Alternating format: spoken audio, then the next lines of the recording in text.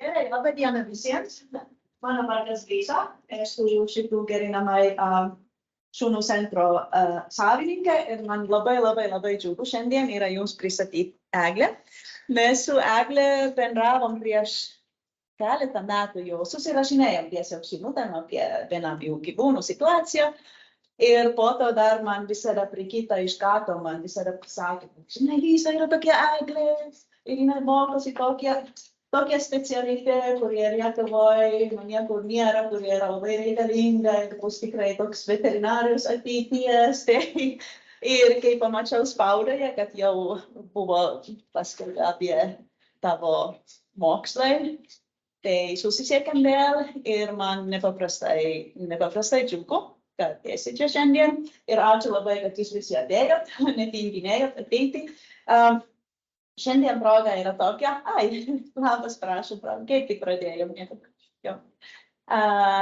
Proga yra čia, kad čia jūs kalbėsit iki maždaug 12:30 ir po to labai prašau jūsų visi lipti į antrą aukštą, kur aš prisiruošiau sumuštinių, tai aš nenoriu visi patys valgyti, tai prašom visi, labai norėčiau, kad pabūtumėt. Prie kavos, prie arbatos, prie sumuštinių dar galėtumėt pabendrauti ir tęsti visokius temus, kurie jums visiems, man atrodo, yra bendri ir visada smagu su bendraminčiais bendrauti daugiau informaciją gauti. Čia mūsų centre dirba ten Mika ir Karolina, kurie tikrai pasirūpins. Antram aukšte yra ir toiletas, jeigu kam reikia, bet tikrai prašau tęsti. Čia pabūjo, gali būti iki vakaro. Taip, sėnas tavo. Dėkui, ačiū labai, Lisa, kad pakvietėt. Jau tikrai labai seniai šitą temą mintyse gvildenam šitą sritį prieglaudų veterinarinę mediciną. Tai pradžiai aš truputį prisistatysiu, o paskui dar gal su jumis susipažinsim, jeigu labai nesupyksit. Tai aš esu Eglė Marija. Šiaip mano išsilavinimas originalus yra visai nesusijęs su gyvūnais ir veterinarija. Tai aš esu molekulinė ir ląstelės biologija, tai turiu tokius mokslinius pagrindus ir į tą gyvūnų pasaulį atėjau taip tiesiai per aplinkui. Tai tiesiog 19 metais turėdama didelę sodybą ir daug vietos ir norą įkūriau mažytę prieglaudą miško drobelę. Va čia yra pora egzempliorių iš jos ir kai tą padariau, tada pradėjau suprasti, kaip aš nieko nesuprantu ir kaip man viskas yra neaišku. Lyg ir kaip ir žinojau, kad yra ten tie beglobiai Lietuvoje ir visa kita, bet tas problemos mastas, taip žiūriu, nieko nežinau, kas čia vyksta ir apskritai su tais gyvūnais, kaip man čia dabar, kaip man čia viską organizuoti, tiesiog visiškas žinių trūkumas. Kadangi aš tokia truputėlį amžina studentė, tai ir įstojau į veterinarinę mediciną. Kodėl? Why not? Ne? Tai nuo 19 metų studijuoju SMU veterinarinę mediciną ir kuo toliau mišką, to daugiau medžių ir po truputėlį kaupiu ir žinias ir visą tai, ko nežinom ir ko nemoko mūsų tam universitete, kaip bebūtų gaila. Prieš porą metų susipažinom, kaip minėjau, Liza irgi su Brigita iš Gato, kuri irgi seniai turi tą svajonę kažkaip labiau tą prieglaudų visą sritį aktyvinti, gerinti, tiesiog tas žinias, tas veterinarinės žinias atnešti.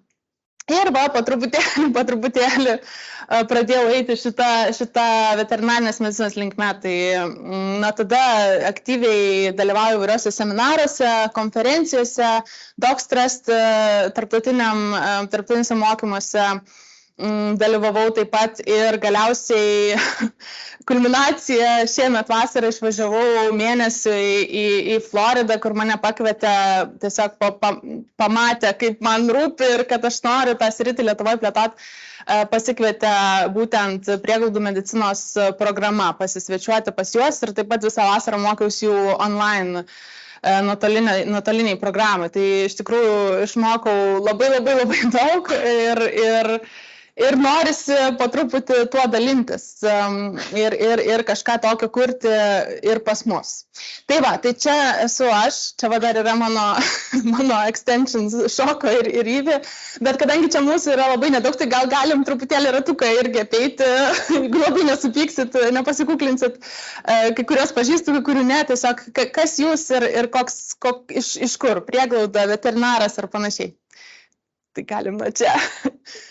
Šiaip kaip ir turbūt dauguma esam iš tokių labai skirtingų backgroundų, iš skirtingų pusės atėję į tas prieglaudas ir į tą veterinariją, tai to geriau. Vieni kitus galim labiau pamokyti iš įvairių perspektyvų, nes tikrai sritis dar tik kūrėsi, tai atsakymų tikrai nepateiksim čia visų, bet padiskutuosim. Tai kaip jūs galvojate, kaip jūs apibrėžtumėt bešeimininkių gyvūnų problemą Lietuvoje? Tiesiog tarkit kokį sakinį, žodį, 2 žodžius. Kaip? Tragedija, gerai. Ja, beleką. Čia tik filosofinis klausimas, dabar labai čia jo, taip sakant, nekvantifikuosim, bet... Apie. Dar kokiu būdvardžiu ar sakinių. Tai iš tiesų, tai pradedam tiesiog nuo tokio filosofinio klausimo, ar ne, čia tikrai dabar nediskutuosim, kokia ten yra, nes ją labai sunku išmatuoti, visų pirma dėl to, kad mes jos nematuojam, apie tai po to truputį pašnekėsim. Bet ir man pradėjus visą šitą veiklą atrodė tragedija, siaubas, kokia didelė problema, tiesiog net rankos nusvyra kartais, nors iš tiesų, aš šiaip iš prigimties nesu labai didelė optimistė, bet dabar kažkaip, kuo toliau aš pat mokausi, užsienio tas patirtis irgi gaudau, tai žiūriu, gal ne taip ir blogai iš tiesų. Yra kitur ir blogiau. Ir vis tiek po truputį tvarkosi, o mes tokia šalis visai gal nedidelė, tai gal ir sutvarkoma. Tai dabar truputį mano visi šitie mokslai ir visas šitas patirtis truputį verčia tą patį žiūrėjimą į tą problemą ir jau žiūriu, kad, Dieve, jau nieko nepadaryti, nebe taip, o kad, galim, šitą. Tai vat ir tikslas ir šitas rytį prieglaudos medicinos plėtoti, tam, kad susidėtume tos žingsnelius ir eitume link tos sutvarkymo tos problemos, ar ne? Tai gal čia, aišku, žinovų yra, gal ir ne. Kaip galvojat, kiek yra registruotų gyvūnų globėjų Lietuvoje, aišku? Registruotų tai reiškia VMVT gyvūnų globėjų sąrašas, ar ne? Tai yra 87, bet kaip galvojat, kokios problemos yra su tais 8? Čia visai daug, ar ne? 87 kaip Lietuvai, nedideliai šaliai, bet kokių galbūt problemų galim išvelgti su šituo sąrašu? Tas sąrašas toks, ten ne individualus asmenys, tik tai ten ne tik, aišku, prieglaudos, ten yra ir organizacijos, kurios, pavyzdžiui, neturi prieglaudos, tai čia toksai biški, bet tai yra organizacijos, kurios, vienaip ar kitaip, ar bent jau kažkada vykdė tą veiklą kažkokią formą, ar ne? Jo, tai yra, kaip ir yra jų, ar ne, bet bent jau ką aš ir mano kolegos išvelgia, kokias yra su tuo problemos, kad labai yra daug, kaip ir aš, atsidariau prieglaudą, nes noriu, turiu vietos, gyvūnai faina, ar ne? Nieko nežinau, nuo ko čia pradėti, aišku, aš dar turiu, vis tiek mokslinį išsilavinimą, tai aš ten straipsnius galiu išsitraukti, ar ne, bet ne visi turi tą privilegiją, tą tokią ir, nieko neįžeidžiant, bet tikrai labai trūksta žinių, ar ne? Labai daug kas tą veiklą vykdo ar nori vykdyti, neturi tų žinių ir nelabai turi iš kur jų gauti, ar ne? Ir, pavyzdžiui, irgi vienas pavyzdys toksai, čia tas motyvas, kad nieks mūsų nemoka, vis kartosis, bet kai aš keliavau mokytis ženklinimo kursuose, tai tuose ženklinimo kursuose, kad galėčiau privačiai ženklinti gyvūnus, ar ne, tai irgi LSMU veterinarijos akademijoje, ten buvo daug labai nesu tuo susijusios informacijos, pavyzdžiui, apie dezinfekciją, ten truputėlį apie anatomiją, ten kažkiek. Ir aš tokia sėdžiu tose kursuose ir galvoju, bet tai visos prieglaudos turėtų bent tokį minimumą išklausyti, bet nėra tokio minimalaus kurso, jeigu yra, tai informuokit. Tai va, tai tas labai, na, manau, visiems kliūna, ar ne? Tai tiesiog nuo elementarių dalykų, kad, na, kaip higienos laikytis, kaip turėtų būti biosauga sudėliota pačioje prieglaudoje, ar ne? Kad lygos neplistų, kaip užkirsti kelią tam lygų plitimui, ar ne? Be šeimininkų prevencija pati, na, irgi darom belenkaip, ar kas nors, ar kaip jūs galvojat. Nu, ta prasme, kad lyg ir yra tos... yra iniciatyvos, ar ne, yra PSP, bet vis tiek kiekvieni kažkaip savaip daro. Vieni ten gaudo tik tas kates, kiti ten tas kates, vieni kerpa ausį, kiti nekerpa ausį, vieni vienaip, kiti vieni skiepė, kiti neskiepė. Nu, žodžiu, labai daug tokio išsibarstymo, ar ne? Tai lyg ir gal ir yra tos priemonės, bet nelabai žinom, kaip daryti. Na ir toks irgi labai šiandien kabinėsis, ar ne, tai nemokam net ir aš pati pirmus porą metų iš vis beveik ten nepildžiau nei to žurnalo, kurį privaloma pildyti, jeigu pildžiau, tai belenkaip, ta prasme, trūksta to tokio ir žinių, ir noro duomenis, ar ne, kažkaip vesti ir tvarkyti ir kažkokias išvadas iš tų duomenų daryti, kas, na, tikrai yra labai svarbu ir dar daug dalykų, ar ne. Aišku, susiduriam kaip ir daug kur, ypač nevyriausybiniam sektoriui, ar ne, kad, na, trūksta resursų, tai čia šiandienos nebus tema, nes labai didelė, bet, nu, aišku, kad tai mus riboja, ar ne. Ir tiesiog, nu, elementariai tas duomenų trūkumas, mes nežinom nei kiek, čia turbūt dar turiu užrašius, nei kiek mes iš vis turim gyvūnų, ar ne, realiai nuspėjam, ten primetam, ar ne, kiek tų bešeimininkių, bet niekas nevykdo tikrų mokslinių tyrimų, kad vat, pagal metodologiją suskaičiuot, kiek ten tų kačių, kiek ten tų šunų, tuo labiau turim ir nebešeimininkių problemų, ar ne, kurie paleidžia gyvūnus ir taip toliau. Nu, bet mes nieko nematuojam. Veidrodžių testas sufeilintas buvo ką tik. Taip, ir pačiose prieglaudos. Tai čia duomenys tuo plačiuoju mastu, visos Lietuvos mastu arba rajonų mastu, nu, neturime jų, ar ne.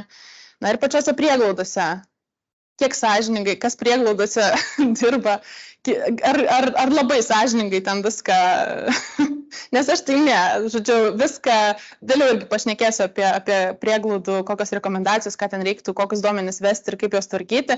Tikrai yra prieglaudų, kurios tikrai labai gražiai viską ten užsipildo ir tie duomenys yra detalūs, bet iš tiesų netgi, bandant susirinkti iš prieglaudų, netgi tą būtiną informaciją, kiek gyvūnų pateko tais metais, kiek buvo padovanota, ten kokios kitos baigtis ar ne, taip pat ir parama, kiek viskas kainavo, nėra taip lengva gauti tas duomenis, dar irgi netgi jeigu jau darai tą effortą, nori tos duomenis kažkas susirinkti.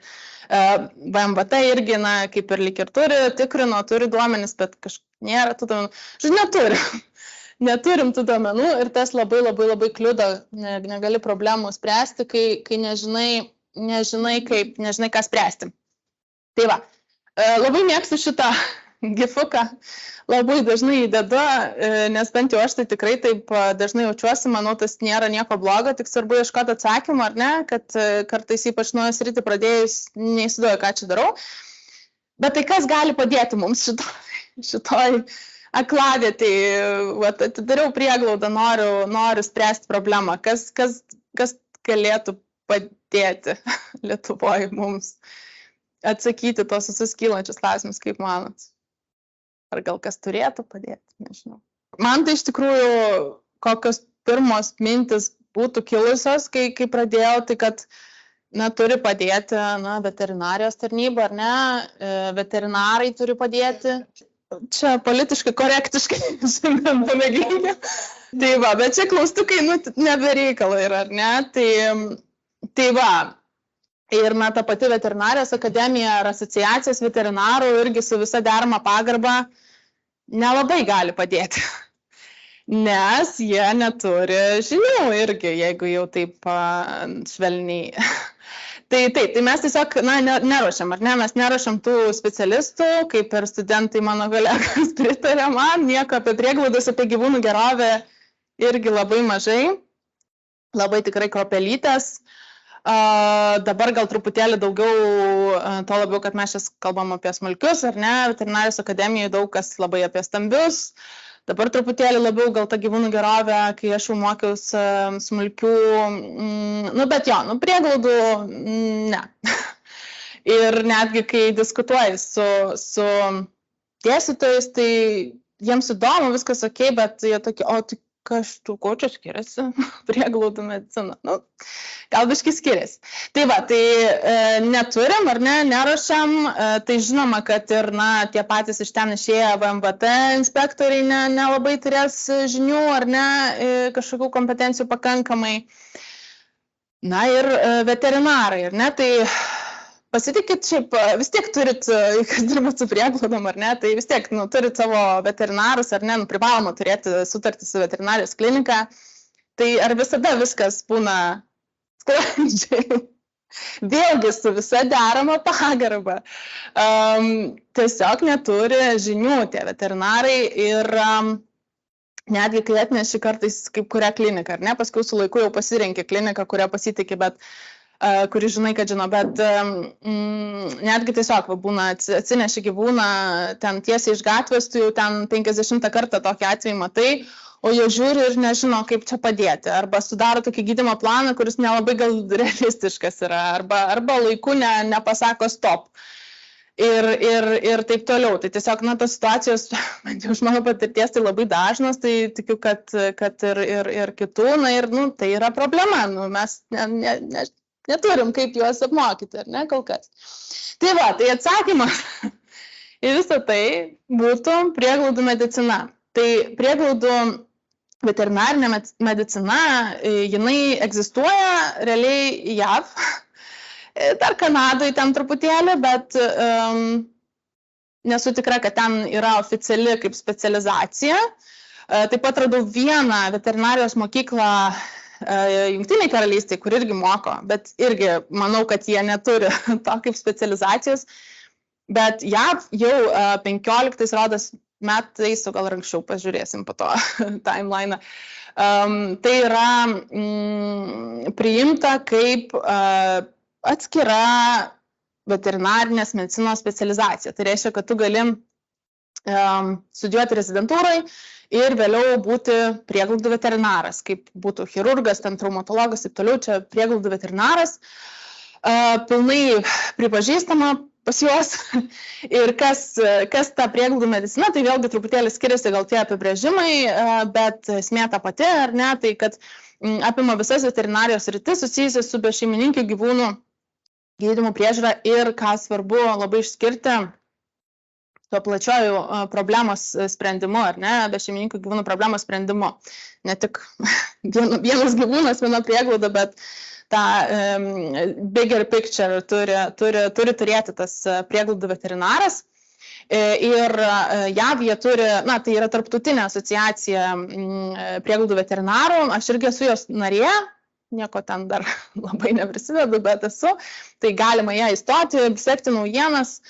Bet jie labai rimtai ten ties to dirba ir vėliau parodysiu, kokias yra gaires paruošę ir taip toliau. Ir be ne visos dabar JAV vet schools ar ne veterinarijos mokyklos turi tokią programą.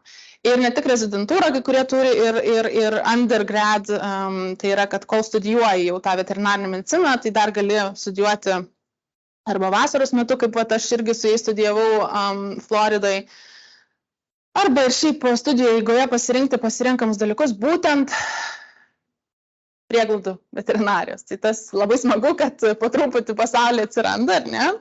Ir kasgi į tai įeina. Tai labai daug kas įeina ir vėlgi turbūt gal net ir nuo programos, ar ne, truputėlį studijų priklausytų, kas ruošia tą veterinarą, kas į tą įeina, ar ne, bet tokie pagrindiniai dalykai, kas turėtų įeiti į prieglaudų medicinos specialisto tą apibrėžimą, tai žinoma, kad sugebėjimas gydyti individualius gyvūnus ir kaip ir viską, kaip ir veterinarinę bendrąją praktiką, ar ne, tai turi galėti atlikti. Bet ne tik. Tada prisideda visokie įdomesni dalykai. Tai vienas iš jų tai elgesio problemos, ar ne? Labai labai svarbus dalykas prieglaudose. Na, aš tai nežinau daug veterinarų, tokių privačių, kur labai jau gerai ten tas elgesio problemas išmanytų. Čia jau toksai ir vėlgi nelabai ruošiamus tam. Čia jau kaip ir atskiro specialisto reiktų ieškoti, ar ne? Kas nėra blogai kartais. Bet prieglaudoj tu turi turėti tas žinias, tą supratimą apie elgesį ir elgesio problemas, kas ne tik svarbu bus, diena iš dienos, ar ne, kaip ten tu prie to gyvūno prieisi, kur tu jį padėsi ir taip toliau, bet ir tam tikrų sprendimų priėmime, ar ne, veterinaras, vėlgi, skirtingose prieglaudose bus skirtingai, bet tarkim yra prieglauda, kuri turi savo veterinarą, tai tada tas veterinaras bus tas sprendimų priėmėjas, kada, pavyzdžiui, eutanazuoti gyvūną, ar ne? Tai nebūtinai bus tik tais fizinė sveikata, bet bus ir elgesio kažkokios galbūt neišsprendžiamos problemos ir taip toliau. Bet tą reikia suprasti, ir to labai trūksta. Ir taip pat ir irgi iš patirties gydymo planą sudarant tiesiog privačioje klinikoje, pavyzdžiui, ar ne? Gyvūnas yra agresyvus, aš jam tų vaistų nesuleisiu. Aš net prieiti prie jo negaliu. Ar tikrai yra vienoks gydymo planas realus, ar ne? Tai tokius dalykus kartais reikia, ne kartais, o tikrai reikia suprasti dirbant su prieglaudos gyvūnais. Tuomet kitas dalykas yra pačios tos prieglaudos darbo organizavimas ir dizainas prieglaudos. Tai vėlgi prieglaudai nelygu, bet tarkim turim didelę prieglaudą, daug gyvūnų, keli šimtai. Turi būti specialios patalpos, ar ne? Viena šunims sveikiems, kita šunims sergantiems, viena katėms sveikoms, kita sergančioms. Kaip atrodys, kaip tos patalpos bus išdėliotos, ar tos katės matys šunis, kokia bus, ne narvai, bet, suprantate apie ką aš, rans, kur šunis gyvens, ar ne? Ar narvai, tarkim, ar ne? Kačiukų, kaip atrodys narvai. Visą tai turi veterinaras išmanyti irgi. Nes nuo to ir vėliau dar apie tai pašnekėsiu, priklauso ir gyvūnų sveikata, ir emocinė sveikata, ir kiek jie bus to prieglaudai, ir kas juos pasims ar nepasims. Tai vėlgi, veterinaras privačioj praktikoje šiuo metu nelabai turi tokių žinių, ar ne? Apskritai, visos prieglaudos populiacijos kontrolė. Čia ta prasme, kad ne ta prasme, kad užkirst kelią, kad jie nesidaugintų, bet ta prasme, kad tu turi matyti prieglaudą kaip vieną darinį, kaip populiaciją gyvūnų. Tu negali tik tai dabar visas resursus šitam skirsiu gyvūnui ir šitam. Tu turi atsižvelgti visų jų gerovę, ar ne? Ir tas labai kartais būna sunku atsitraukti ir matyti. Plus, apskritai valdyti tą visą... Čia būtų analogija bandos valdymas, ar ne, stambiais gyvūnais, tai čia populiacijos valdymas.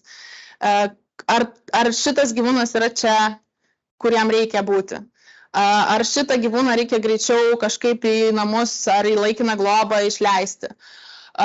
Šitas gyvūnas per daug ilgai užsibuvo, kodėl? Kaip tai spręsti?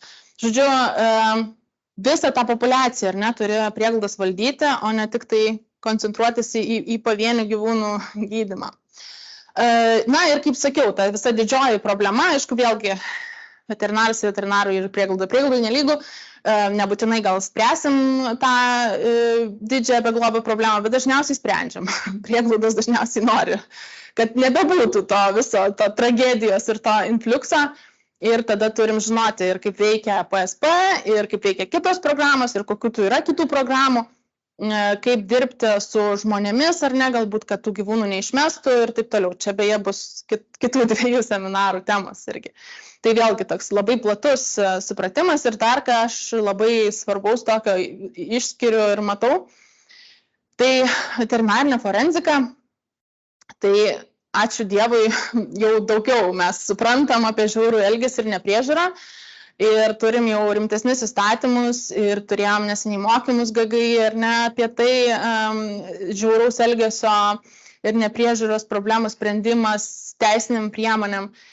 Bet tam labai reikia veterinaro, nes veterinaras yra tas, kaip įkalčių rinkėjas ir, žinom turbūt istoriją, kur veterinarai pasirodė, kad grandinė augusi kaklą, čia vėlgi kraštutinumai, bet turi mokėti prieglaudos veterinaras atpažinti žiaurų elgesį ir nepriežiūrą, žinoti požymius ir žinoti, kaip atliekama veterinarinė forenzika. Tai čia vėlgi jau atskira didelė tema, labai įdomi, bet irgi kaip teisingai surinkti tuos įrodymus teisminiams procesams ir taip toliau. Tai tokia, vėlgi atskiras rytis, bet būtent JAV, ar ne, kur jeigu jau yra prieglauda ir turi savo veterinarą, tai dažniausiai jis atlieka tą funkciją. Tai jam tas mokėjimas, žinojimas tų dalykų yra labai svarbus. Tai aš irgi praėjau ten besimokydama trumpą forenzikos kursą, tai tikrai buvo labai naudinga.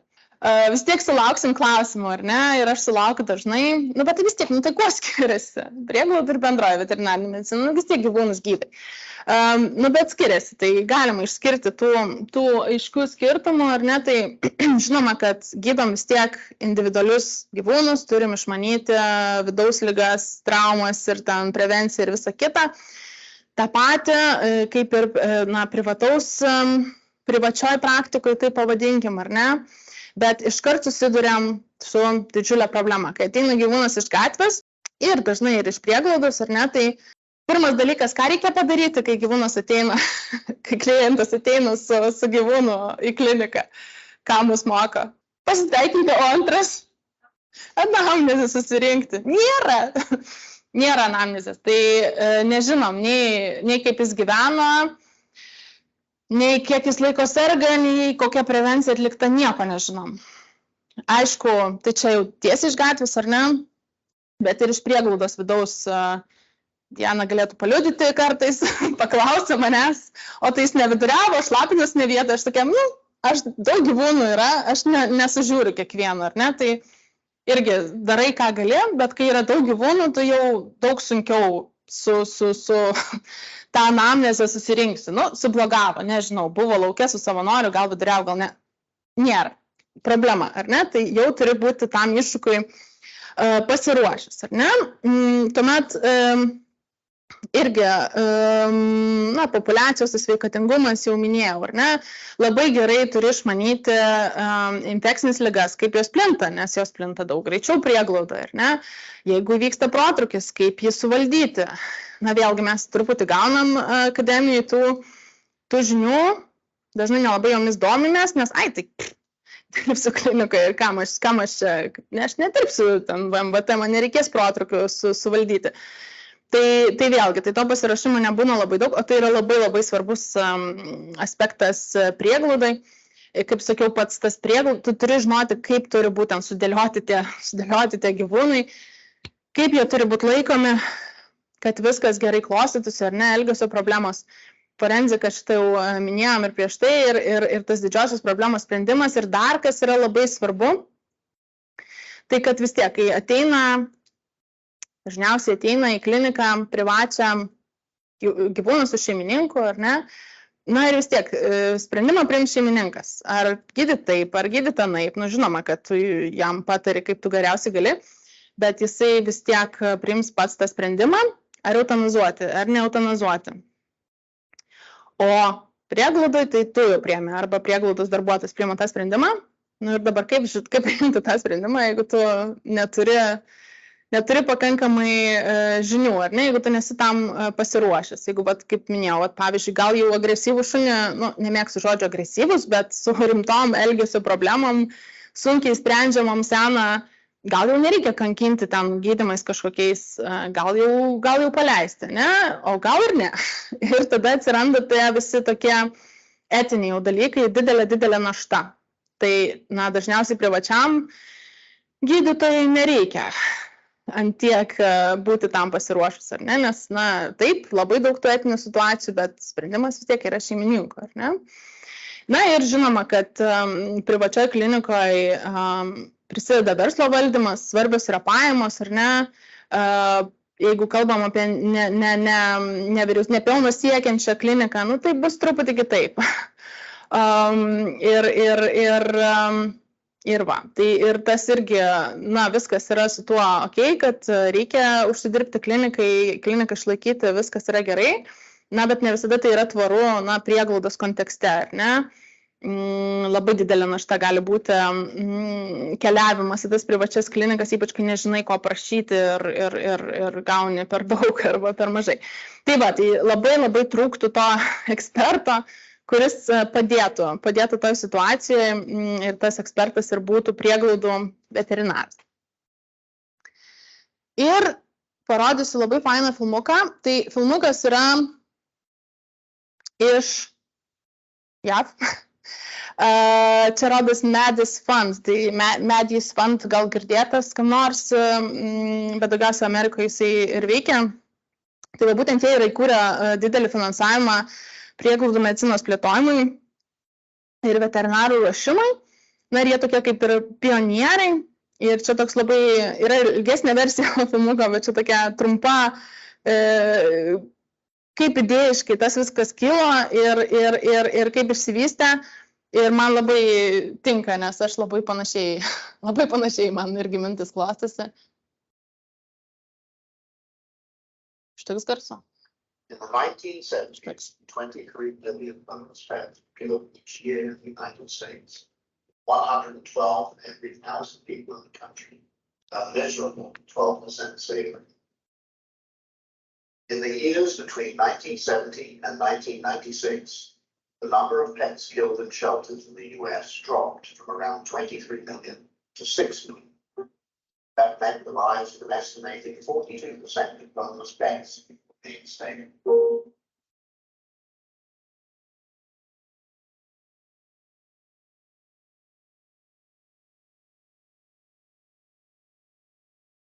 It's hard to imagine now, but back then there weren't, of course, shelter medicine, and veterinarians that worked in animal shelters weren't very well respected by their colleagues. Things began to change in the late 90s, and one of those changes was Maddie's Fund developed our veterinary school guidelines for colleges of veterinary medicine to apply for shelter medicine training grants.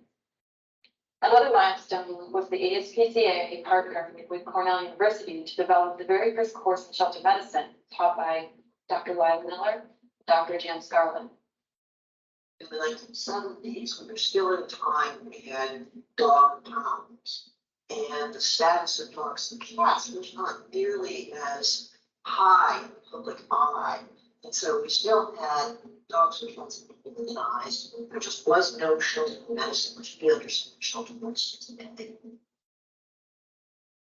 Well, Maddie's Fund initial goal was to try to create the no-kill nation to basically achieve the status where we guarantee all the healthy and treatable dogs and cats a loving home.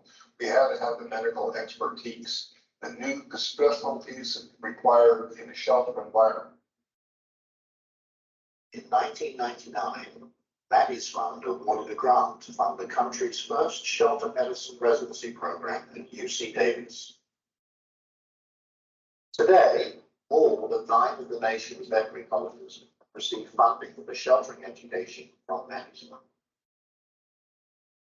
In the past, shelters frequently had to respond to disease outbreaks by high euthanasia rates of the animals in the shelter. They just didn't know that there were alternatives to cleaning house and starting over. It's been so rewarding to take the tools we're developing at the University of Florida into these shelter outbreaks, helping them develop strategies for segregating the animals, treating the ones that have become sick, and coming through the other side of these storms without euthanizing any animals. Did Austin come up with things herself?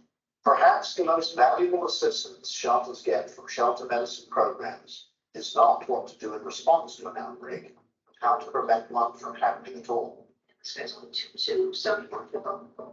Today, hundreds of communities across the United States are saving more than 90% of their homeless cats and dogs. Shelter adoption has risen in popularity, now accounting for nearly 1/3 the acquisition of a new family dog or cat. Survey was done of people throughout America about what they think shelters and rescue should be all about. 71% said that they believe that shelters should be rehoming agencies, that they should not kill animals that are healthy and treatable. I think you absolutely can't divorce shelter medicine from the goal of a no-kill America. And I say this as someone who, when I started the residency, I didn't believe in the goal of a no-kill America. I wanted it, but I didn't believe it could happen. And the residency and the experiences that it's enabled me to have has turned me into a fervent believer. Having an army of veterinarians who are prepared to enter shelters and work there directly or to help from their own private practices, but having a knowledge base in shelter medicine to be effective is critical for helping animals around the country.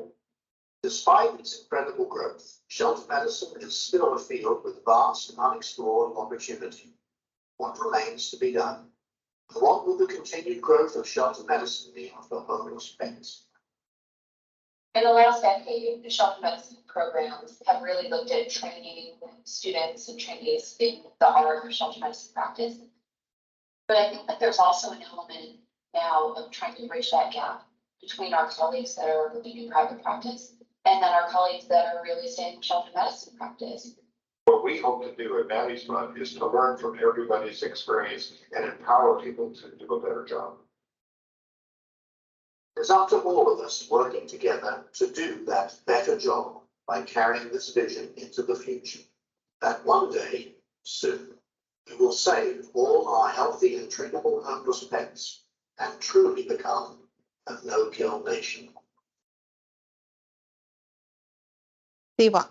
Tai aš labai jaučiuosi dabar, kaip jie jautėsi 90-aisiais, kai atrodė neįsivaizduojama, kad gali būti tokias sritis kaip prieglaudų medicina, bet jie jau ją turi, ar ne, tik jų kontekstas truputėlį kitoks, čia viskas pas juos sukasi aplink no-kill, kad nebūtų eutanazijų, nu pas mus kaip ir, turbūt, nežinau, pataisykit, jeigu klystu, kažkiek vyksta tų sanitarinėse tarnybose to, bet šiaip mūsų prieglaudos ir šiaip veikia su tuo mentalitetu, kad be reikalo nemigdom, ar ne, tai truputį skiriasi kontekstas, bet ir tikslas, bet ir mums dar labai yra daug problemų ir kaip teisingai tais gyvūnais pasirūpinti tą problemą išspręsti ir labai sunku įsivaizduoti, ar ne, kad iš vis neturim jokios tokios pagalbos. Skip.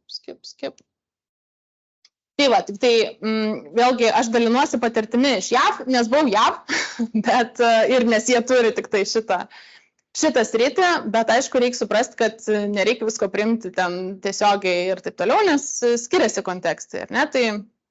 Tai vat palyginimui, tai jie vis dar kovoja dėl to no-kill ir dar labai daug vyksta eutanazijų ir pati mačiau prieglaudose eutanazijos kambariuką, kur visi tik tais bijo, kad reikės tą savaitę nuvesti gyvūnų, nes nėra vietos. Tai tas vis dar vyksta, pas mus gal kažkiek mažiau.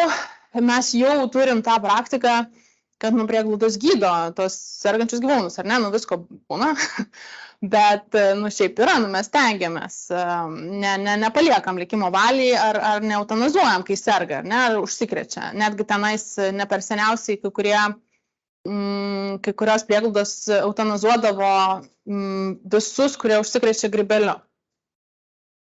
Nors tai yra visiškai gydoma liga, ne, tai yra būdų. Tai va, bet mes dažniausiai taip nedarom, mes stengiamės, kad nebūtinai visada teisingai viską padarom. Tai va, mes jau, kad būtum gyvūnų globėjas, ar ne, tu jau turi nusiųsti įrodymą, kad turi sutartį su veterinarijos klinika. Tai reiškia, jau tu turi, bent ant popieriaus bendradarbiauti. Tai vėlgi, tu turi kažkokį tą ryšį su veterinaru, ne pats savo ten šeimininkas, išskyrus tam tikras išimtis. Šiaip turim reglamentuotą, kad būtina gyvūnui, kuriam reikia pagalbos, būtina suteikti veterinarinę pagalbą. Ne? Pas juos ten nėra tokių įstatymų, pas juos net nėra privalomo ženklinimo, ten belekas gali veisti gyvūnus, gali prekiauti, tiesiog važiuoja šalia kelio, puppies for sale. Tai mes jau tam tikrais aspektais prieki šituose dalykuose, kas man suteikia didelę viltį, kad mes čia visai galim gerai susitvarkyti ir neskęsim taip, kaip jie, kur jau ten daug dešimtmečių darom, bet vis tiek kažkaip tūkstančiai gyvūnų perpildytas prieglaudas. Tai va, tai truputėlį skiriasi tas kontekstas, bet kaip minėjom, trūksta mums žinių ir kas mums tas žinias suteiktų. Tai čia trumpai, gal labai čia nesigilinsim, bet pasitikrinam, ar sumelavau. Tai taip, 15 metais jau buvo pripažinta kaip oficiali specializacija prieglaudų medicina, bet jau nuo 2001 buvo apie tai kalbėta ir po truputį eita ta linkme, tai tikėkime, čia irgi mes jau pirmą žingsnį padarėm ir netgi gal greičiau nueisim iki to taško, na dabar pas juos jau dauguma vet schools ruošia tos specialistus. Aišku, kad tai yra vis dar nišinės rytis ir ten nedaug kas nueina tų veterinarų, bet jau vyksta tai. Tai tikėkime bus ir mums, ir mes tą linkme einam. Aš šitą dar parodysiu pabaigoje. Tai būtent vienas iš didžiausių, tokių, man atrodo, naudingiausių šito judėjimo pas juos laimėjimo ir prieglaudų veterinarų asociacijos darbų, tai būtent gairės. Tai jie yra paruošę labai išsames, beveik 80 puslapių gairės prieglaudom, bet ne tik prieglaudom, kaip jie sako, tos gairės tinka ir veislynam, ir kažkokiam gyvūnų parduotuvėm, ir veterinarijos klinikom, žodžiu, plačiai taip pritaikomos, nors, aišku, pirminis tikslas yra būtent tos prieglaudų veterinarijos tikslus įgyvendinti ir ten labai smulkiai yra aprašyta labai daug aspektų. Ir kaip turėtų būti sudėliota, ir kokie narvai, kiek vietos, kaip ten kas. Kaip reikėtų izoliuoti sergančius, ar ne, vakcinacijos schemos, valymas, sanitacija, žiauriai, viskas smulkiai, tai tikrai, jeigu skaitot angliškai, tai rekomenduoju atsisiųsti ir naudotis, galima ir nusipirkti, yra atspausdinta variantą, kartais noris truputėlį prieglaudai, kai šlapios rankos kažkaip ne telefonė ieškoti, bet taip, bet jau yra tas resursas, tik aišku gaila, kad jis yra angliškai, bet labai tikėkime, kad turėsim ir lietuviškai. Tikrai būtų ir mūsų toks tikslas tą linkme eiti ir tas gairės sukurti, tai jeigu ką, tai vėliau dar parodysiu. Bet dar vieną klausimą svarbu išspręskim prieš tai. Tai ar tikrai tik veterinarams aktuali šitą nepavyko prigauti? Nu, tai aišku, kad ne, ir tos gairės irgi tikrai paruoštos, ne kad aš su veterinariniu išsilavinimu skaitau ir suprantu, bet visiems, kas dirba toj srity, ir nes visiems mums reikia, ar ne, ir ypač, bent jau toks jausmas man yra, kad pas mus vis tiek, nežinau net, kiek prieglaudų turi veterinarus, lesės turi, soc gyvūnai turi savo kliniką, ar ne?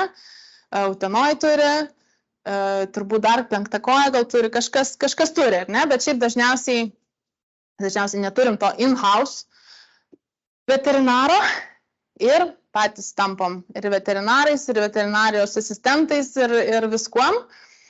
Ir tiesiog, neįmanoma nuo to pabėgti. Irgi paskelbiau Facebook'e šitą, parašiau apie, kad vesiu seminarą, iš karto draugė, kuri dirbusi ilgai prieglaudai, atrašo, kad mano supergalia, aš visiems giriuosi, kad mano supergalia yra pajungti gyvūnų lašelinę. Tai taip, tiesiog paprastam žmogui gal neįmanoma, nes neįsivaizduojam, tiesiog eiliniam žmogui lašelinę pajungti, bet prieglaudos savanoris ar darbuotojas, turi tai mokėti.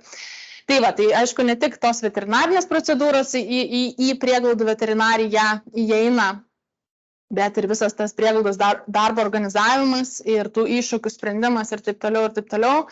Ir aišku, kad tos žinios visiems yra reikalingos ir ne tik veterinarui, ar ne? Tai gal praplėsti reiktų šitą terminą, bet tikrai daug daugiau įeina negu pati veterinarija. Tai va.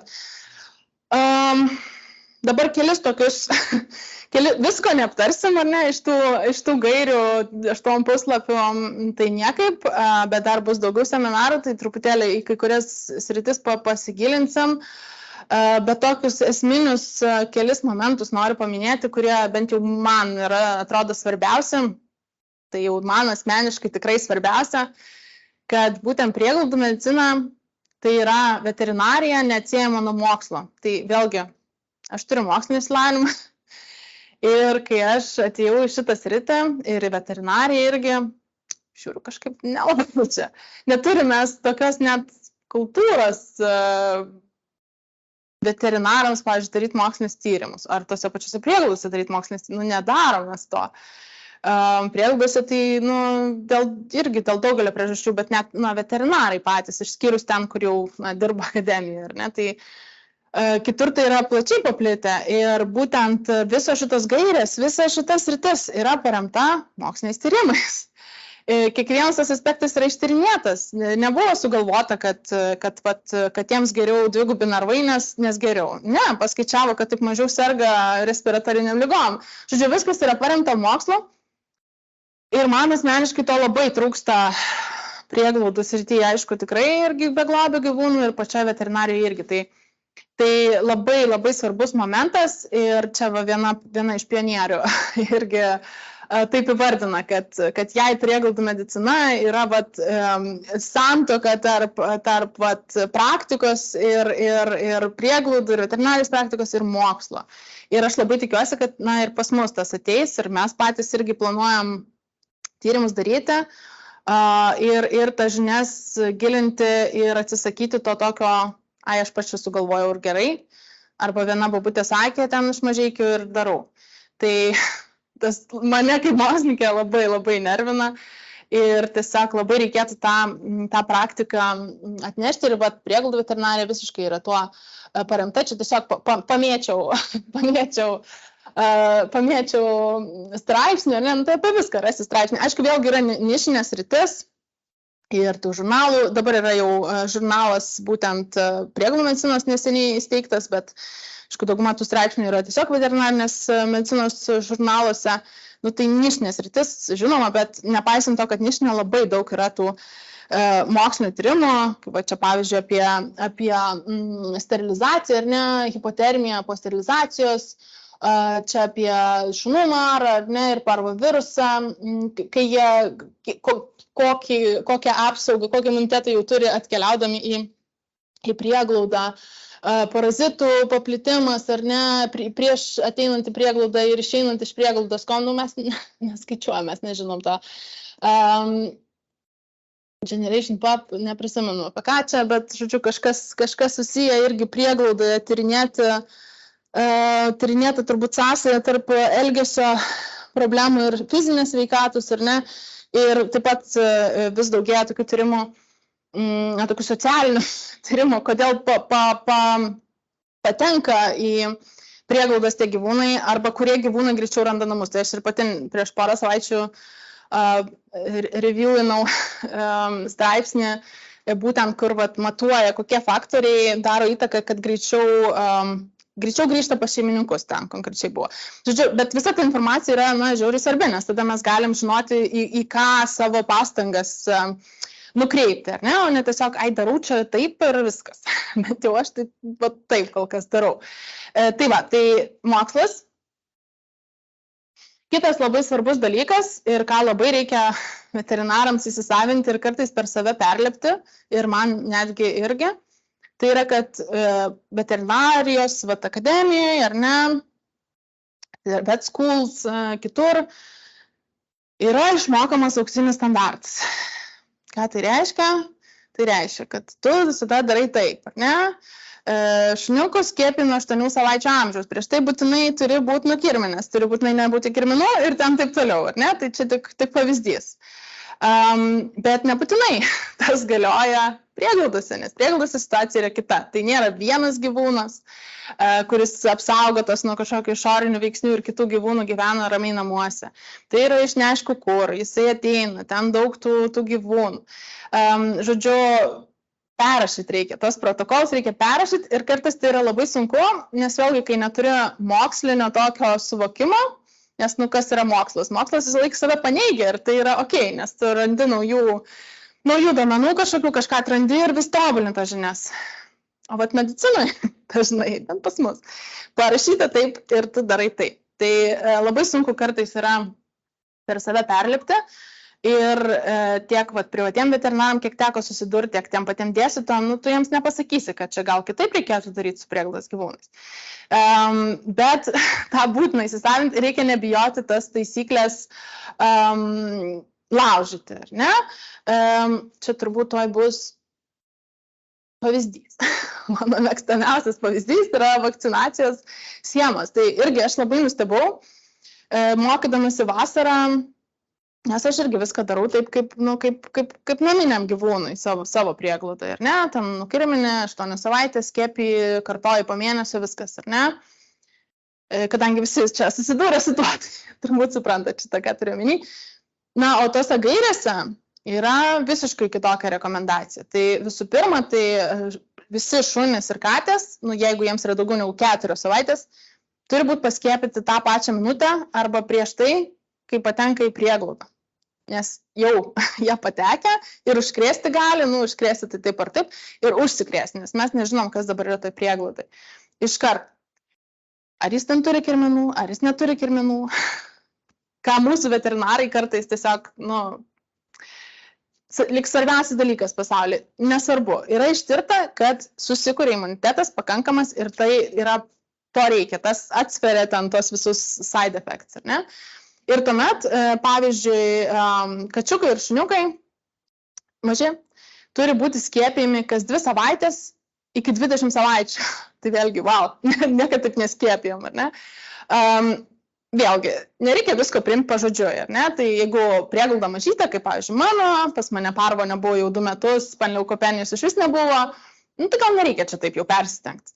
Bet kai yra didžiulė prieglauda, kur ten būna, kartojasi tos ligos, tai gal reiktų pakeisti tą schemą. Tai va, tai ta vakcinacijos schema ir taip pat čia irgi viskas iš gairių, tai kad, pavyzdžiui, skiepija, visus ten, besilaukiančius gyvūnus skiepija, ar ne, mažiukus nuo 4 savaičių, sergančius felvų, fivų, tiksliau turinčius, ar ne, tas virusus irgi skiepija, čia irgi galima ginčytis, visiškai galima ginčytis, bet yra tokios rekomendacijos. Žodžiu, visiškai tiesiog senieji veterinarai tiesiog negali klausytis net šitų nesąmonių, ar ne, bet, kontekstas skiriasi ir gal tas taisyklės reikia laužyti. Kitas pavyzdys labai svarbus, didelės apimties kastracijos programos. Tai jie ten turi high quality, high volume spay and neuter, kažkuria tam tvarka. Kaip galvojat, kiek per dieną, aš būtent buvau savaitėlę būtent tokioj high volume klinikoje kačių, kur jie tik tą daro. Klinika, kuri tik sterilizuoja kates kiekvieną dieną, 4-5 dienas per savaitę. Kiek galvojat kačių per dieną?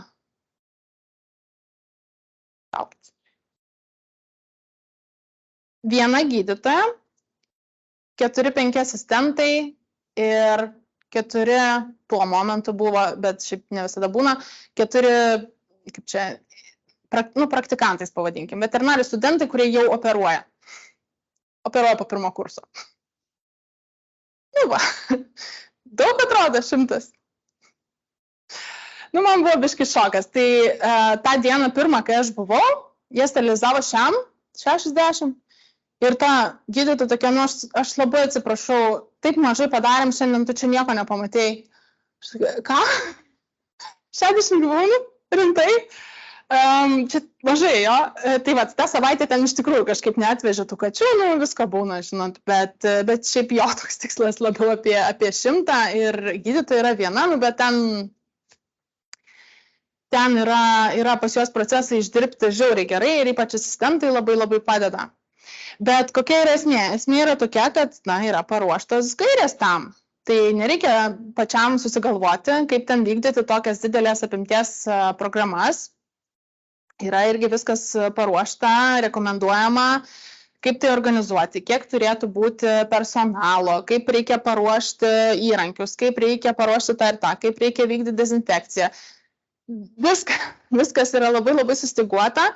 Ir tas procesas labai sklandžiai veikia, bet vėlgi pas mus net sunku išsiprašyti leidimą vienam savaitgaliui keliasdešimt kačių sterilizuoti kažkur kaime, ne? Nesvarbu, kad tu turi patalpas normales ir ten viską. Pagal visus apibrėžimus, kas ten tose patalpose turėtų būti ir viską. Ne, negalima. Tai klinikoje, ar ne? Tai išskyrus tam tikras išimtis. Ir kiti veterinarai irgi labai būna žiūri kreivai į tą.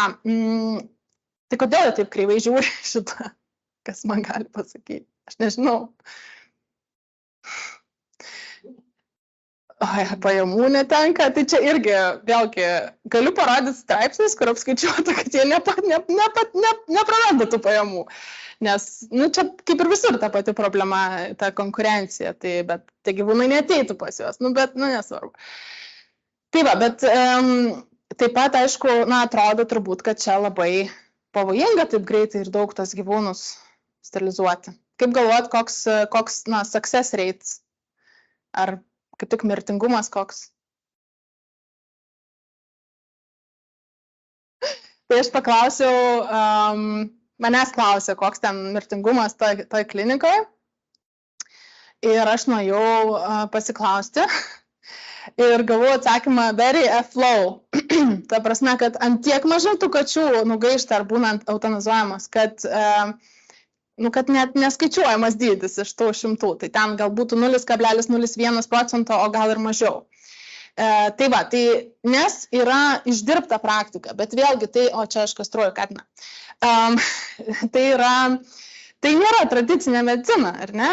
Dėl to, kad tu darai viską greitai, bet tu darai viską žiauriai gerai, nes tu labai gerai esi įsisavinęs tą techniką ir visus žingsnelius, ar ne? Ir vėlgi, privačioje klinikoje, tu ten ilgiau kuistumiais, tave taip mokė, tu niekur neskubi, bet šitose klinikos ar tokiose programuose, katės kastracija užtrunka, pavyzdžiui. Čia tik tokie faini pavyzdžiai, 7 minutės, ne?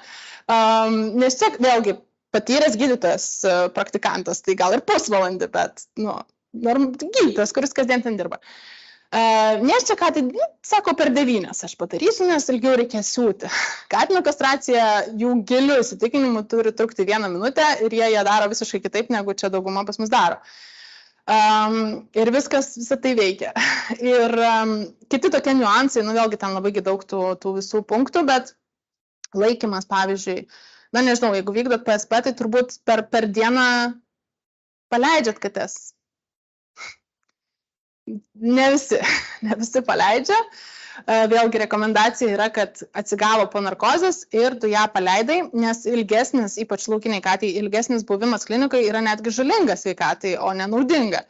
Bet visko pas mus pasitaiko. Tai va, ir būtent ten, jeigu būtų privati praktika, tai tu ten dėtum į rūbą, ten savaitę stebėtum, paskiau atneštum siūlų patikrinti. Nebūtina gal taip su laukiniam ir yra padaryti tyrimai, kad viskas ten joms yra gerai. Ir kas yra dar labai svarbu, tai vėlgi bus apie PSP ir susijusios temas kitas seminaras, bet tokie irgi kliūvantis momentai, tai kad, pavyzdžiui, rekomenduoja kastruoti kačiukus nuo 2 mėnesių ir iki 5 mėnesių jau turėtų būti iškastruoti. Tai yra siekiamybė. Ir vėlgi atlikti tyrimai, kad nėra jiems žalinga tas dalykas vėlesniam vystymuisi ir taip toliau sveikatai ilgalaikiai. Bet čia labai... Čia, aišku, vėlgi galima ginčytis, galima daryti daugiau tyrimų, bet čia labai toks skausmingas, diskutuojant su veterinarais, toks punktas. Besilaukiančios katės, nežinau, man akivaizdu, kad jas sterilizuojam, bet ne visur akivaizdu. Laktuojančius, viską, žodžiu, ką pagauni, kas yra daugiau negu 2 mėnesiai. Tai va, bet pas mus dar būna sunku ir veterinaruose kalbėti ir vėlgi su visa derama pagarba, nes nesam prie to įpratę ir neturim patirties, ar ne? Ir mano vienas mėgstamiausių. Tai duomenys. Tai vėlgi viskas grįžta yra mokslo. Kad darytume mokslą reikia duomenų. Duomenų mes neturim. Mėgstu irgi šitą karikatūrą, kad siūlo apvalius ratus, bet mes važiuojam su kvadratiniais, nes neturim laiko pasikeisti apvalius. Bet jeigu mes žingsnį pasikeistume į tuos apvalius ratus, tai greičiau važiuotume. Tai vėlgi, aš pati tą labai patiriu. Aš neturiu laiko. Man reikia grįžti namo po paskaitų, padaryti darbus, sutvarkyti visą prieglaudą, visus pavedžioti, pašerti ir taip toliau, vaistų suduoti. Kada aš dar tą žurnalą pildysiu, kada aš ten dar kažkokius duomenis. Nesvarbu, kada nors vėliau. Bet jeigu mes visgi skirtume laiko tiems duomenims susirinkti, tos tyrimus pasidaryti, gal mes pamatytume, kad tai aš kasdieną šitiek laiko valydama praleidžiu grindis. Gal čia yra bottleneckas, kurį reikia spręsti. Dideliai prieglaudai, kad galbūt, daugiausiai resursų kažkodėl suvalgo sergančių kačių ten tas kambarys, ar ne? tai gal reikia kažkaip spręsti, kad jos trumpiau ten užsibūtų. Tai tikrai sutaupytume laiko, jeigu žinotume, ką darom, tiksliau, kas vyksta, kokios problemos. Ir vėlgi čia paimta iš tų pačių gairių. Tai tos duomenys, aišku, kad mes įvairius galim rinkti, bet užtektų prieglaudoms, tiesiog va to, kas čia surašyta, ką irgi kaip ir turėtume rinkti žurnalą pildyti, ar ne? Tai kas per gyvūnas, kada atkeliavo, ten rūšis, ten visa kita lytis, taip toliau, ar sterilizuotas svoris, taip toliau. Ir vat ko aš nedadarau dažniausiai, tai, lygos, ar ne? Kuo jisai sirgo, kas buvo skirta, kaip paskiau vystėsi, kaip paskiau keitėsi. Pas mane viskas galvoj ir, kas iš to, kad pas mane galvoj, kaip elgesio problemos, kaip jos keitėsi ir taip toliau. Kas čia dar gero? Tai čia daug daugiau, ar ne, reikėtų, kas pildo medicininius duomenis žurnale. My hero. Irgi. Tai aš tai jau beveik, any day now. Bet turbūt ne visi. Tai va, tai labai to reikia, ar ne? Ir aišku, kad tos duomenys ne tik, kad turėtų, tiesiog turėti, ar ne? Bet turėtume turėti veterinarą, kuris tos duomenys, ir veterinarą pasiruošusi tam darbui specialistą, kuris tos duomenys analizuotų nuolat, ar ne? Ir visų pirma, atliktų tą aktyvę populiacijos kontrolę, tai žiūrėtų, kur stringa gyvūnai, ar kokiose stadijose stringa, kas kiek serga ir taip toliau. Ir atrastų tuos bottleneckus, ar ne? Kas suryja daugiausiai resursų.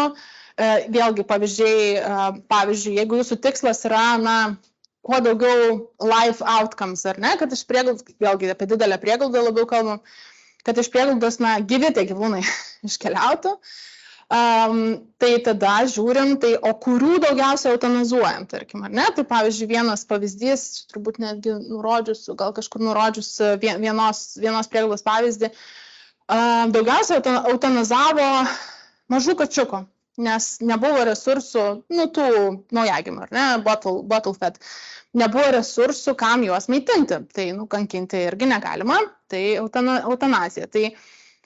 Tai gal tą problemą reikia spręsti ir jie sukūrė, laikinos globos ant didžiulį tinklą. Tai paskiau antroji vietoje, laukinės katės antroji vietoje eutanizuojamos. Tai gal jums nereikėtų to prieglaudo būti, gal reikia kažkaip rasti būdą, kaip jas grąžinti į tą vietą, tarkim, ar ne, kad būtų labiau PSP, o ne tiesiog suveža visi laukinės. Kita seminaro tema. Tai va, tuos bottleneckus, tas problemas atradus, identifikavus, galim pradėti spręsti tas problemas. Tai tie duomenys tikrai labai, ir ne tik prieglaudos, aišku, viduje, bet ir visos mūsų šalies, ar ne, beglobių problemos kontekste, tai duomenys.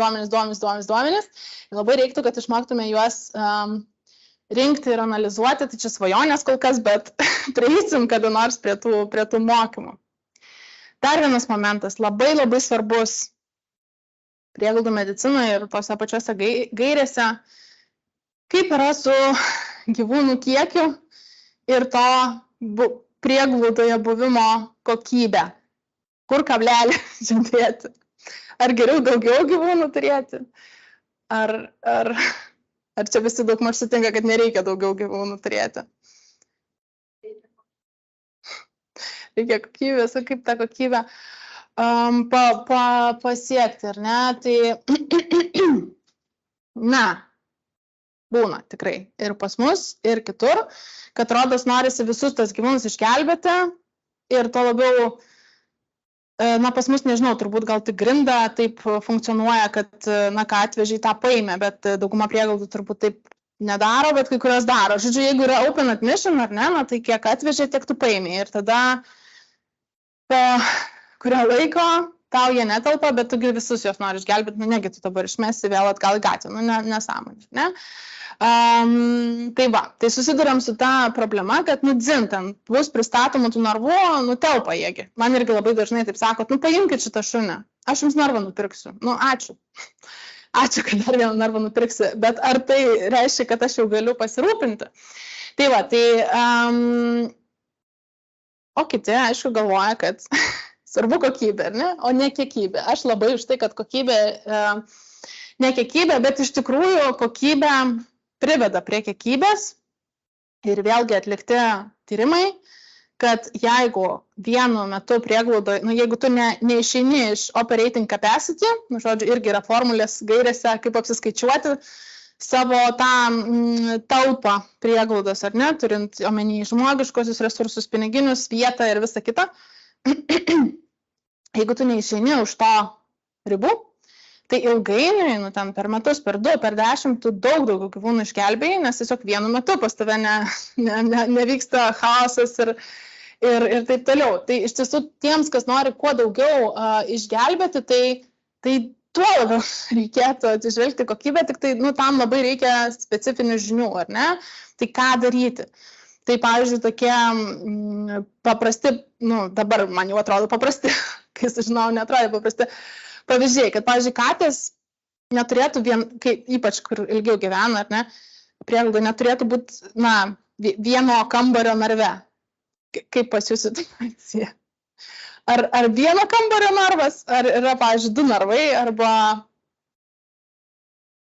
Nes tas yra žiauriai svarbu, irgi pas juos ten irgi nuo senų laikų likę tie narvai, kur tiesiog, stil tie narvai ir vienas kambarėlis ir kad jie sėdi, čia dėžutė, čia lova, čia maistas. Bet sujungus tos narvus arba sukūrus tokius narvus kaip čia yra maistas ir turbūt lova, ten viršų yra kambariukas, kur gali šiaip, ten gal kitos katės kambariukas. Čia yra jos turbūt kraiko dėžė, tik jinai čia dabar pasislėpus. Tai žodžiu, kraiko dėžė yra visada atskira nuo kito kambario, kur yra visa kita. Ir, faina, katei komfortas, mažiau streso ir iš tikrųjų tai labai sumažina kvėpavimo takų ligas. O jos yra dažniausios prieglaudose katėms ir jos daugiausia prailgina buvimo prieglaudai, nes tu negali išleisti arba negali skiepyti sergančios katės. Tai tai toks mažas dalykas, ar ne, bet tu mažiau turėsi kačių, nes tu turi turėti 2 didesnius narvus, bet tu gerokai daugiau tų kačių išgelbėsi. Ką čia dar gerą aš turiu? Tai vėlgi, iš vis mažiau gyvūnų, mažiau streso patiems gyvūnams. Čia, nežinau, man dabar elementaru, bet gal ne visiems atrodo elementaru. Tuo labiau, kad patys darbuotojai ir savanoriai žinom, kaip mes pavargstam, kai būna visko per daug ir tada nebenori jau nieko švis. Tai jeigu tokių situacijų išvengiam, jeigu gali dirbti žmonės komfortabilioj aplinkoj, tai jie daug daugiau ir tą dieną padarys, ir tą savaitę, ir per tuos metus. Tai tai tas kiekio mažinimas labai, ir aišku, kad mažiau serga, ar ne, trumpiau užsibūna. Ir ką aš irgi pati pastebiu, tai vėlgi, kai yra daugiau gyvūnų, tai tavo visas jau diena tavo yra keep them alive. Tau reikia visus pamaitinti, viską išvalyti, visiems vaistus, o kada dar pareklamuoti? Nebėra laiko, kada pareklamuoti, kad tą gyvūną pasimtų, ar kažkurį sveiką gyvūną pasimtų. Ir taip ir rūksta tiek, kaip aš sakau, raugini tos gyvūnus, nes nebelieka laiko tiems non-essential, ar ne, kad jie išeitų iš tos prieglaudos. Tai aišku, kad jeigu mažiau bus tų gyvūnų, geresnės sąlygos, didesnis visiems komfortas, plus tu turėsi daugiau resursų, vėlgi nuo prieglaudos priklauso, bet turėsi daugiau resursų, kad jie iškeliautų greičiau iš tas prieglaudos, kad jie ten nesidėtų be reikalo. Nes tikrai užsibūna ir dabar nerodo čia faloko, tai praskipinsim, bet ten buvo pavyzdžiai iš tos pačios prieglaudos, kur aš mokiausi gerųjų praktikų ir tada jie nuvežė į kitą savo senąją prieglaudą, kur dar 500 šunų laikomi bele kokiuose senuose narvuose, visus mato, lygos plinta, po 2 ten susadinti, nes jie irgi yra over capacity ir jie jau tais 500 nebegali pasinaudoti. Tai kad ir kaip norėtum ir stengtumėmės, aišku, kad kartais neišeina to išvengti. Ir dabar jisai norės eiti į šoną. Tai jau beveik paskutinis dalykas. Tas pasirinkimas didysis, kai tu esi privatus veterinaras, tu gydai gyvūną, šeimininkas už jį advokatuoja. kai tu esi prieglaudos veterinaras ar turi prieglaudą, ne, tu turi pasirinkti tarp to individo ir didžiausios problemos. Būna taip. Ir tas gali įvairiom formom būti, ar ne, resursų prasme, žmogiškų išteklių, finansų. Tai čia, pavyzdžiui, konkrečiai irgi yra mano buvęs jau gyvūnas prieglaudos, kuris 4 metus pas mus gyveno, bet jis turėjo labai sunkių elgesio problemų ir senas labai buvo, nieks nenorėjo su juo užsimti, aš pati tuo metu dar nelabai supratau kaip. Ir jis ir pragyventas 4 metus, nei kas jį labai vedžiojo išskyrus aš, nei kažkas ten kažką tokio dėmesio, gerai dar, kad jis nesirgo iki paskutinių metų, aš vis guosdavausi, kad ten pas jį atbėga kiti šunys ir jis ten džiaugiasi, bet vis tiek, jo yra išlaikymas, ar ne, kainuoja, paskiau jo gydymas kainavo irgi, nes vis tiek gydėm. Tada, visi žmogiški resursai, aš vis tiek ten su juo užsiėmiau, kiek galėjau ir taip toliau. Bet ar tikrai jam reikėjo ten raugintis tą prieglaudą, kai aš tą laiką ir tos pinigus galėjau panaudoti ten 10, 20, 100 sterilizacijų, ar ne, ar kažkam. Tai čia visiškai filosofinis ir aš vis tiek daryčiau turbūt, nežinau, ar daryčiau taip pat, bet nesigailiu. Bet visą laiką prieglaudai susiduriam su tuo, kad ar dėl finansų, ar dėl kažko kito, gali būti, kad negalim prioritizuoti vieną gyvūną, kad ir kaip norėtųsi kiekvieną išgelbėti. Bet aišku, vėlgi, išeitis galbūt ir yra, tai yra, žiūrėjimas tada duomenų, yra emociniai dalykai, tai čia sudėtingiau, bet jeigu atsitraukiant nuo to, objektyviai žiūrint, tai žiūrim tada, kur išleidžiam ten daugiausiai pinigų ir resursų, ką galėtume padaryti, ką galėtume pakeisti, gal jeigu aš turėčiau elgesio ekspertą, būtų viskas buvo kitaip. Ir taip toliau. Tai tai tiesiog labai tas atsitraukimas svarbus, ar ne, nesusikoncentravimas į vieną tą tašką.